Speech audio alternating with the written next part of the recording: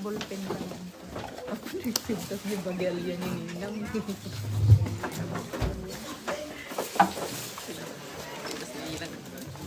Hallelujah! Praise the Lord! Salamat sa Panginoon dahil it is a celebration again for the birth of Christ. Hindi man ito yung tamang araw, hindi man ito yung mga araw na wala namang binanggit sa Biblia, kundi we are commemorating, we are celebrating. Let's prepare our hearts and our minds for the first message for today. And I praise God for all the blessing that comes in our way. At aking pong pagbulan-bulayan ang unang mensahe ng Panginoon sa araw na ito. Let's have a quick pray. Lord, salamat po Panginoon na pagkabuti mo sa amin. Tuloy nga po Lord na sa araw na ito, muli namin alalahanin, Panginoon, ang iyong kapanganakan, Lord. We acknowledge, Lord, that your existence, Lord, is not just a story, O Lord, but it is written in your word. Ikaw po, Panginoon, ay ibinigay sa amin upang ang lahat ng nananampalataya sa iyo, Lord, ay hindi mapapahamak kundi magkaroon ng buhay na walang hanggan. Lord, let thy word be manifest. Let thy word speak to our hearts and our minds. Let thy words, O Lord, sink in our innermost of our spirit in order for to understand you more and to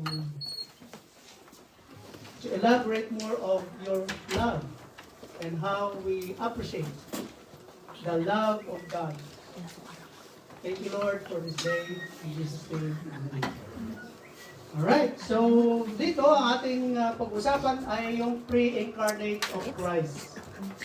Ito po ay aking tinuturo sa Christology natin sa ating school kung saan marami na po kami pinag-aralan about Jesus Christ. Okay, dito ang ating teksto ay nagsisimula sa John chapter 1 verse 1 to 3. At kung ating babasahin mga minamahal ay in the beginning was the Word and the Word was with God. And the Word was God. The same was in the beginning with God. All things were made by Him, and without Him was not anything made that was made. Sa nalalapit na Christmas season, mga minamahal, lagi natin nakikita sa lahat.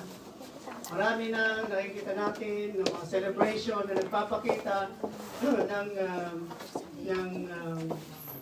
nativity o kaya yung Bethlehem. Marami mga shepherds, mga manger, at mga angels. Pero ang istorya ni Jesus, mga minamahal, ay hindi lang galing sa Bethlehem.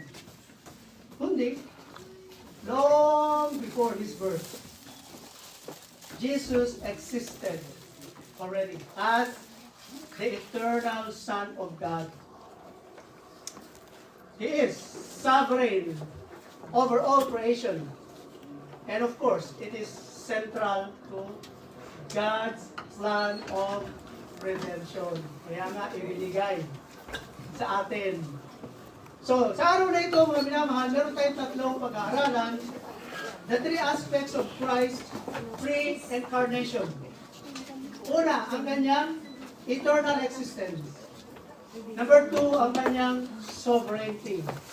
At number three, ang kanyang grand plan that brought Him to earth as our Savior. Alright, number one, understanding the pre-incarnation. Makikita natin dito, sabi niya doon sa text natin na binanggit, in the beginning was the Word, and the Word was with God, and the Word was God. So before creation, as we mentioned a while ago, before time itself, Jesus, the Word, makikita natin dyan, already existed. He was not created, kundi He is eternal. Bakit siya eternal? His existence in the beginning points to His divine nature And of course, in the unity of the Father and the Holy Spirit. Yan ang binabanggit natin sa doxology natin. So, nandun na sila. Ano yung kanyang supporting verse dito? Hebrews chapter 13 verse 8. Ang sabi niya doon, kung meron tayong Biblia, Hebrews chapter 13 verse 8, ang sabi niya doon, that Jesus Christ the same yesterday, today, and forever. Sabihin, He's been there since the beginning. So this truth reveals that Jesus is not merely a figure of history.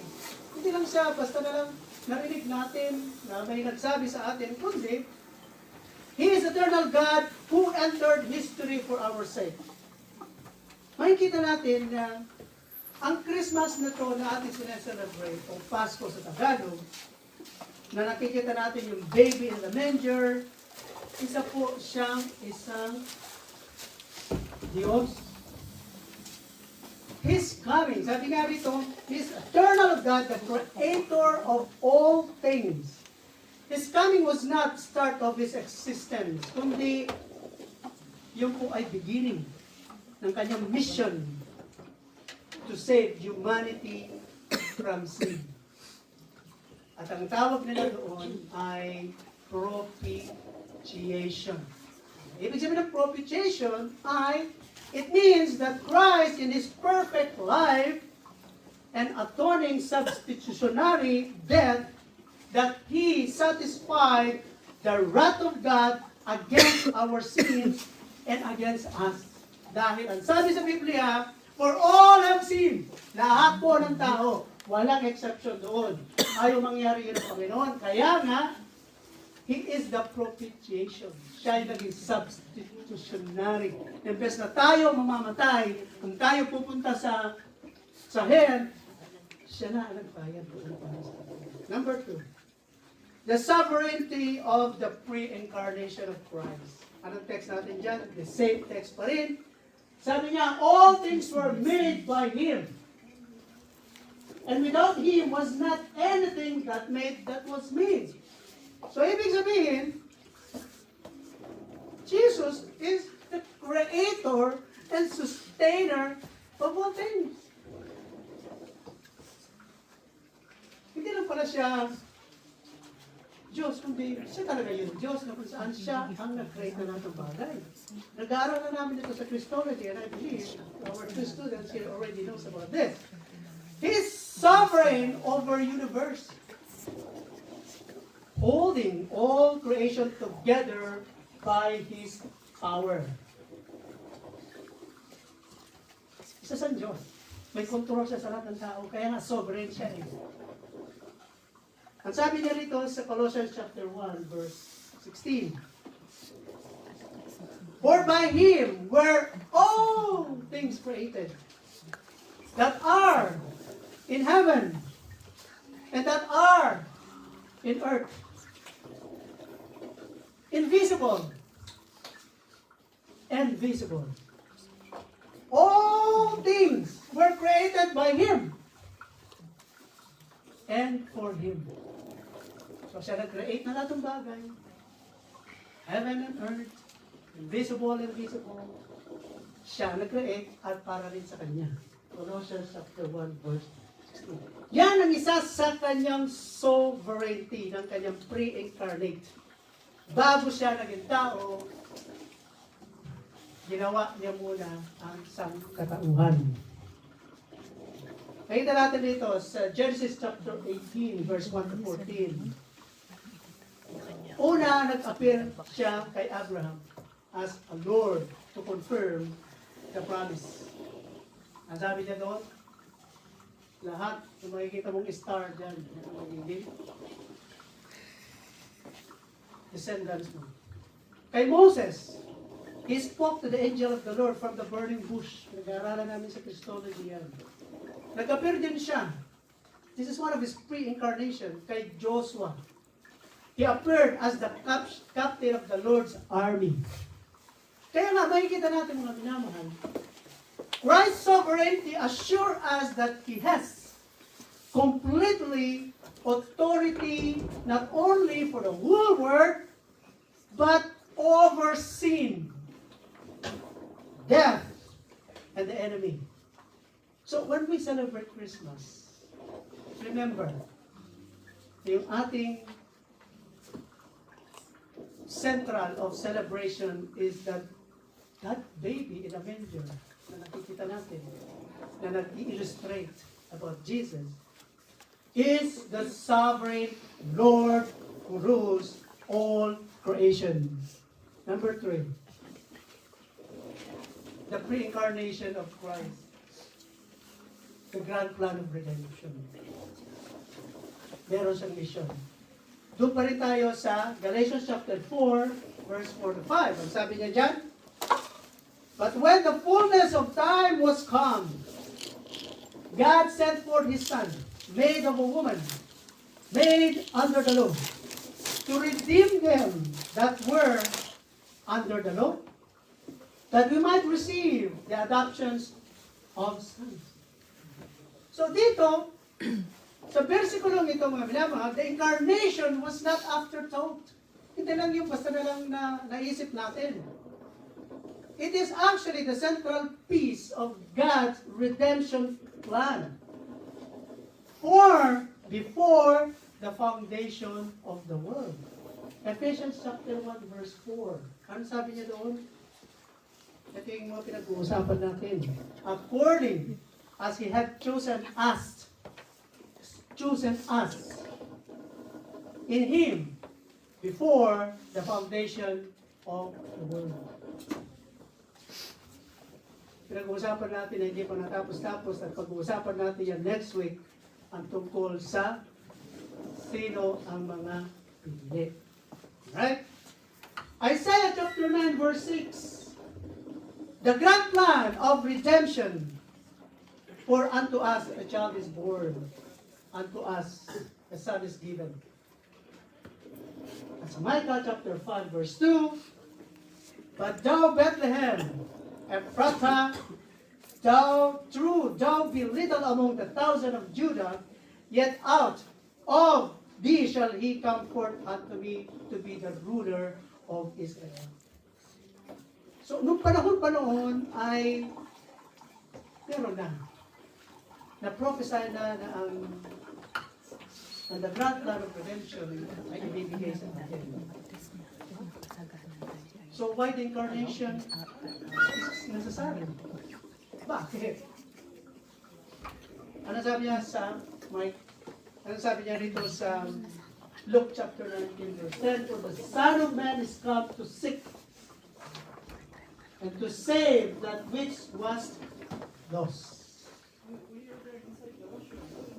The incarnation demonstrates that both God's justice and His mercy. Yun ang tunay na dahilan. Dahil ang tao, lahat ng tao, sana, at invest na sila magbabayad ng kanilang mga kasalanan, siya ang naging substitutionary. Jesus took on flesh to live the life we could not and died the death we deserve. Ganun kamahal. Kaya nga, ulit natin yan sa next week. John 3:16 ulit. Ang balik niyan. Alright? So, dito, makikita natin may illustration tayo na a firefighter enters a burning building to rescue those trapped inside. Bakit?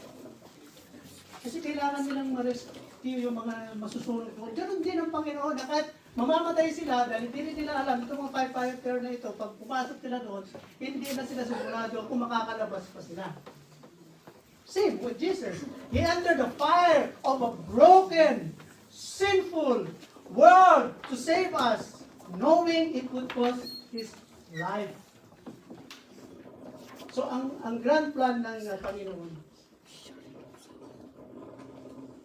ang grand plan ng Panginoon sa ating mga minamahal, Jesus came to offer salvation to all who believe. Na-receive na ba natin? Meron pa rito sa kalagitnaan natin ang hindi pa nakakilala, nakarinig, o tumanggap sa Panginoon. So this Christmas, let us reflect the depth of God's love. And we will respond in faith and gratitude. So sa conclusion, the story of Jesus begins long before the Bethlehem. As the eternal Word, He existed in a perfect unity with the Father. And as the sovereign Creator, He ruled over all creation. And as the promised Savior, He stepped into the fulfilled God's plan of redemption. Kaya we will worship Him for who He is. He is the eternal, the sovereign, and He is a loving Savior. So this Christmas, let the truth of His pre-incarnation glory inspire us and deepens our faith. So if you have not received yet your Savior, meron man dito sa atin kalagitnaan, accept the gift of salvation today. He came to seek and save you. Closing scripture. Thanks be unto God for His unspeakable gift. Amen? So pray na Panginoon sa kanyang unang mensahe sa atin. Hallelujah.